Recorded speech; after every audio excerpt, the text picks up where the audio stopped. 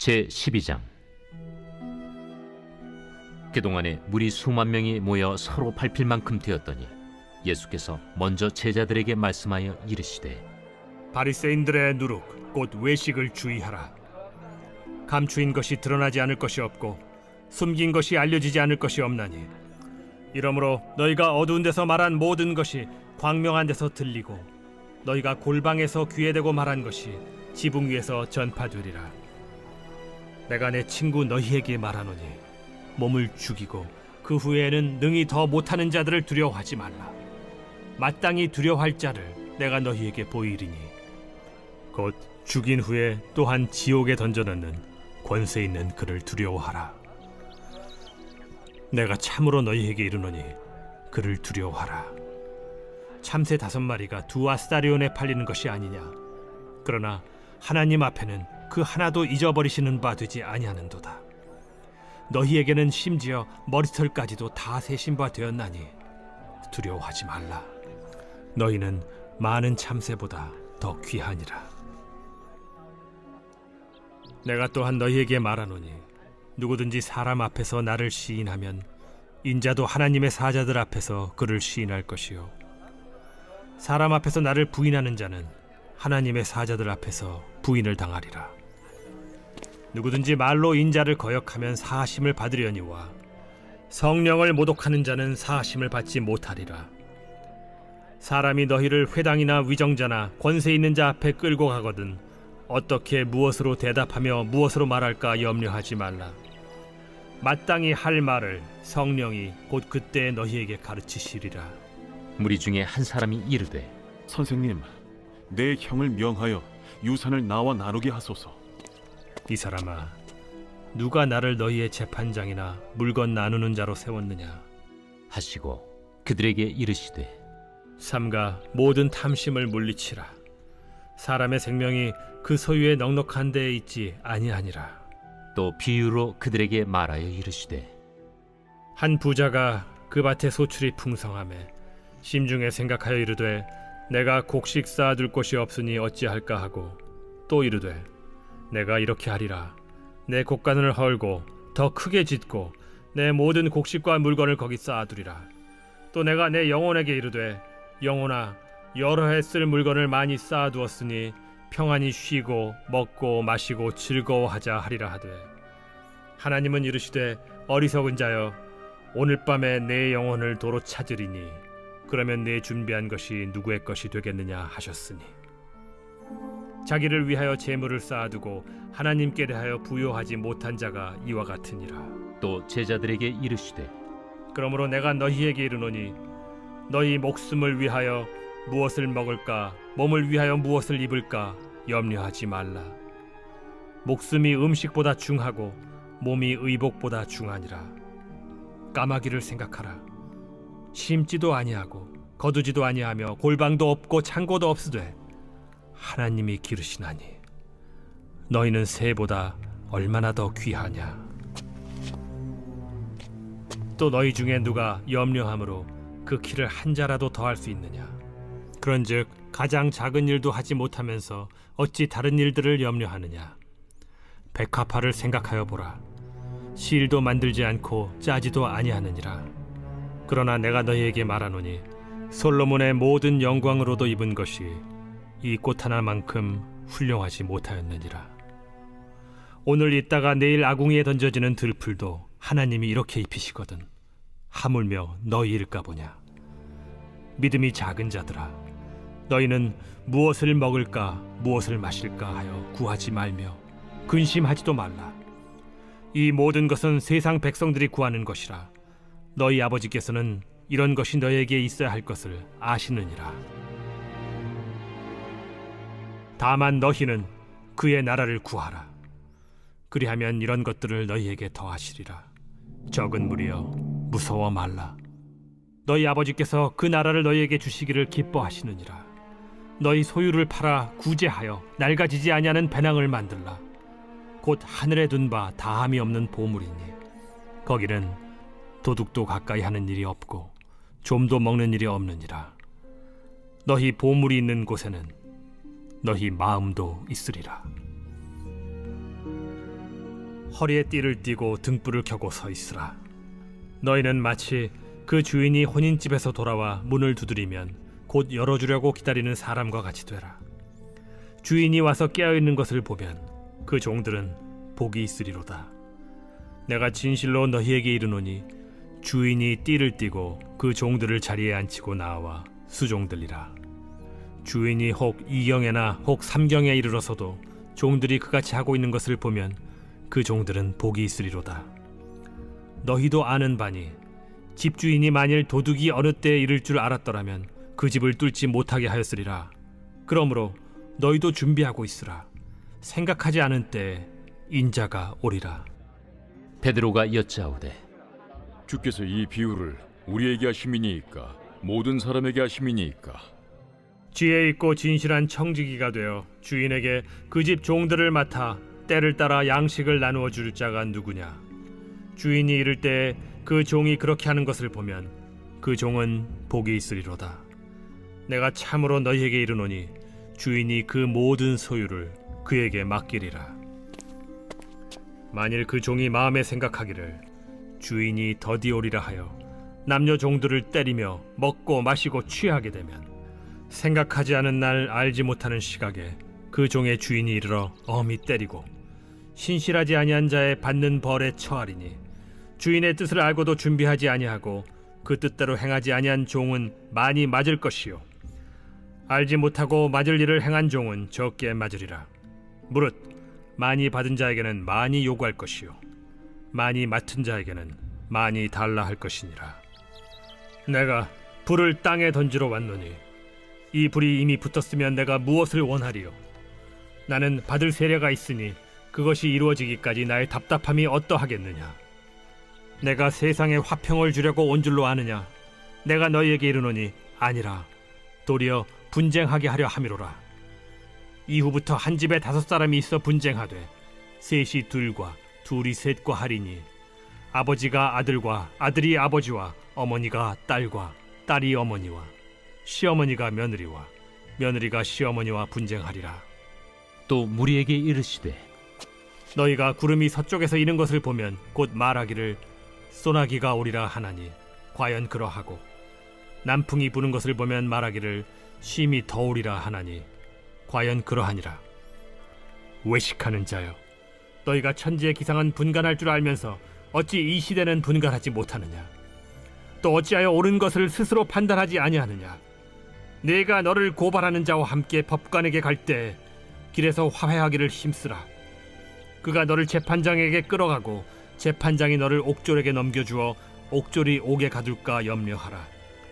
내게 이르노니 한 푼이라도 남김이 없이 갚지 아니하고서는 결코 거기서 나오지 못하리라. 오늘의 말씀 요한복음 12장의 말씀입니다. 본문의 말씀은 예루살렘 입성 전후에 있었던 사건 중 마지막 단락입니다. 예수님께서는 예루살렘으로 입성하기 하루 전 베다니에서 나사로가 있는 곳에 머무르셨는데 그곳에 있던 마리아가 예수님의 발에 향유를 붓고 자신의 머리털로 닦는 모습으로 말씀이 시작되고 있습니다. 3절 말씀에 보면 마리아는 지극히 비싼 향유 곧 순전한 나드 한 근을 가져다가 예수의 발에 붓고 자기 머리털로 그의 발을 닦으니 향유 냄새가 집을 가득하더라. 이 말씀은 단지 마리아라는 한 여인의 행동뿐만이 아니라 그 마음의 중심을 바라보게 됩니다. 마리아는 지극히 비싼 향유 곧 순전한 나드 한 근을 가져다가 예수님의 발에 부었습니다. 그런데 이 향유는 300데나리온, 즉 당시 노동자의 1년 품삯에 해당되는 매우 비싼 향유였습니다. 그런데 이 비싼 향유를 아낌없이 예수님의 발에 부었다는 것은 예수님을 향한 마리아의 사랑과 감사의 마음이 얼마나 컸는지 알 수 있습니다. 그런데 어쩌면 마리아의 행동이 여기서 끝이 났다면 이 이야기는 성경에 기록되지 않았을지도 모릅니다. 왜냐하면 그 향유가 아무리 비싸더라도 돈만 있으면 누구든지 살 수 있고 또 예수님에 대한 약간의 열정만 있는 사람이라면 누구나 할 수 있는 일이기 때문입니다. 하지만 마리아의 이야기가 성경에 기록되고 또 위대한 것은 바로 향유를 발에 붓고 난 후 마리아의 다음 행동, 자신의 머리털로 예수님의 발을 닦아 드리는 데 있다라는 것입니다.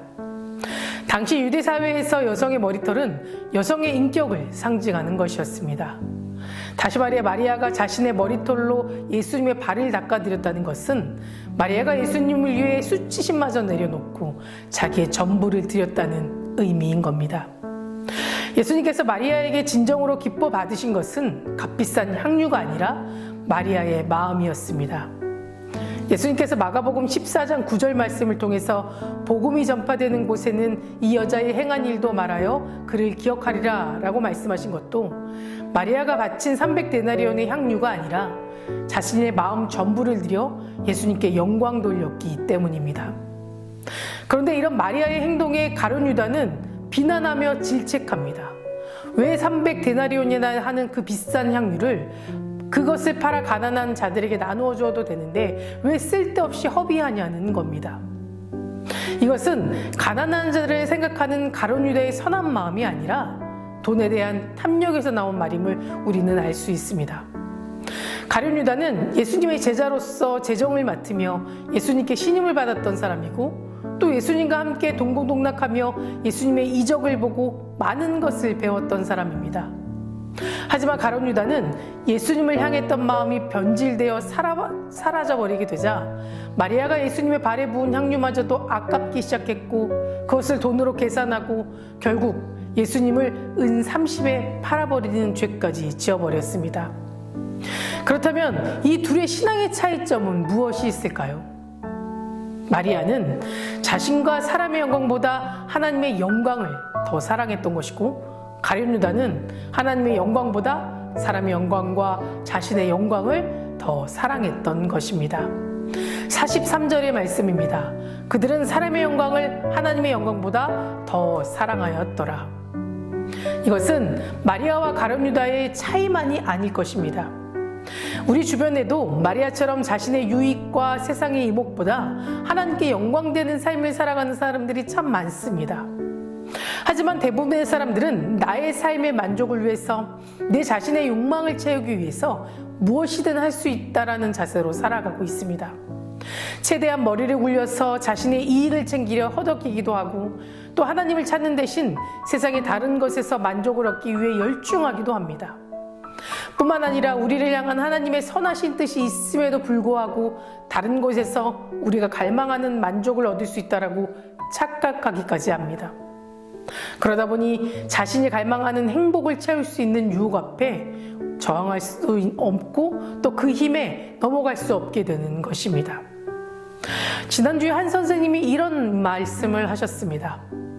요즘은 TV를 보면 영화나 드라마의 내용이 기독교인들을 나쁜 쪽으로 왜곡시켜 보여주기도 하고 또 잘못된 일부의 내용을 과장하여 보여주다 보니 자신에게 안 좋은 선입견이 생기게 될까봐 어디 가서 자신이 그리스도인이라고 밝히기가 꺼려진다라는 겁니다.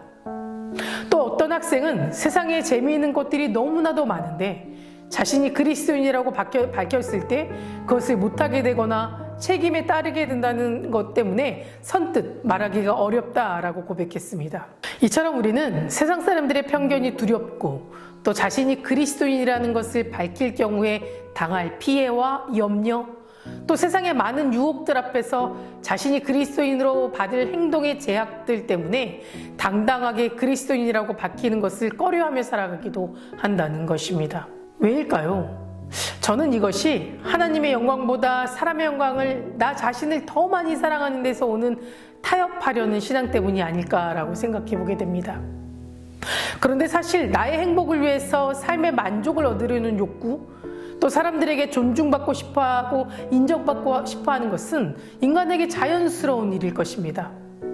내가 중요한 사람이라는 느낌이 들도록 사람들이 나를 존중해 주길 기대하고 내 삶에 관심이 있는 사람들이 있다는 사실을 알 수 있게 누군가는 내게 관심 가져주길 바라기도 하고 또 내가 사랑받고 있다는 사실을 깨달을 수 있도록 누군가는 내게 애정을 보여주길 기대하는 것 등 다른 이들에게 인정받고 존중받고 또 호기심과 사랑을 받는 건 우리는 기분 좋고 행복한 일일 것입니다. 하지만 이것이 내 삶의 유일한 목표가 될 때 항상 문제가 생긴다는 것을 잊지 말아야 한다는 겁니다. 자신의 욕망을 채우려는 것을 유일한 삶의 목표가 되고 또 그것을 마치 당연한 권리처럼 누리길 원하고 더 나아가 나의 만족을 위해서 타인에게 기대하고 요구하게 된다면 그때 우리는 더 큰 문제를 만나게 될 것이고 결국 소중한 자신의 영혼까지도 잃어버리게 된다는 것입니다. 하지만 우리가 이것을 이길 힘이 있습니다. 그것은 하나님과의 깊은 관계성 속에서 가능하다는 겁니다. 우리의 마음을 하나님께 쏟고 하나님을 더욱 사랑하게 될 때 우리 마음 가운데 더 큰 열망과 갈망이라는 것이 생기게 되는데 그것이 우리의 힘이 된다는 것입니다. 사랑하는 성도 여러분, 마리아처럼 하나님의 완전하신 돌보심에 대한 믿음, 또 공평하신 하나님에 대한 확실한 신뢰가 있는 사람은 어디서든 무슨 일을 만나든 하나님께 영광 돌리는 삶으로 사라지게 되고 또 내 전부를 드려도 수치스럽지 않고 아깝지 않고 세상과 사람의 이목이 두렵지 않을 수 있게 됩니다. 우리가 길을 걸어가는 여정에서 여러분들과 계속 함께 할 것은 인생의 수치심이 아니라 삶의 고백이 되어야만 합니다. 우리는 하나님에게 기쁨이 되고 하나님의 웅장한 이야기에 참석할 수 있는 특권을 누리기 위해서 옳은 길을 걸어가야만 합니다. 그러기 위해서 우리는 자신과 계속적으로 씨름해야만 합니다. 씨름하다 보면 실패할 때도 있을 겁니다. 그럴 때는 쓰러져 있지 말고 지금 있는 자리에서 기도하고 조용히 하나님을 찬양하며 묵묵히 앞으로 걸어나가시길 간절히 기도합니다. 기도하시겠습니다. 오늘은 목요일입니다. 목요일의 공동기도 제목은 다음 세대와 가정을 위해서 함께 기도해 주시기 바랍니다.